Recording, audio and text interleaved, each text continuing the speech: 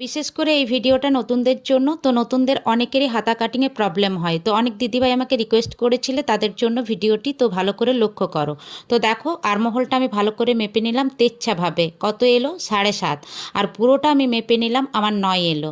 এটা কিন্তু ভালো করে তেচ্ছাভাবে মেপে নেবে, তাহলেই হাতা কাটিংটা কিন্তু সুন্দর হবে। এবার দেখো এটা আমি দেখে নিলাম আমার কাপড়টা 9 আছে।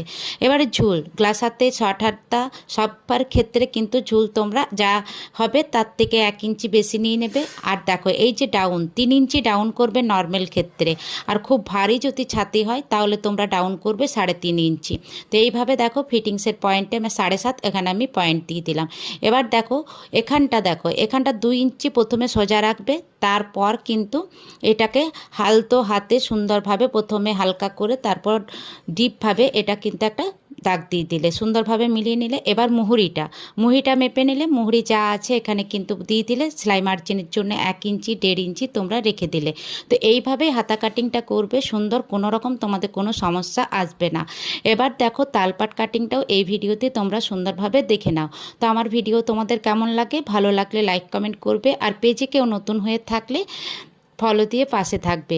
তো দেখো এই ভিডিওটি অনেকেরই দরকার নতুনদের, তো এই নতুনদেরকে দেখার সুযোগ করে দিও শেয়ার করে। এবার দেখো তালপাট কাটিংটা কিভাবে করছি। 1 ইঞ্চিতে এরকম একটা দাগ দিয়ে দেবে, তারপর দেখো দুপাট খুলে এই যে 1 ইঞ্চি বরাবর আবার সমানভাবে বসিয়ে নেবে। তারপর দেখো যে বাড়তি কাপড়টা আছে সেটা কেটে বাদ দিয়ে দেবে। তো সুন্দর একটা তালপাট কাটিং হয়ে যাবে। তো আশা করি বোঝাতে পেরেছি।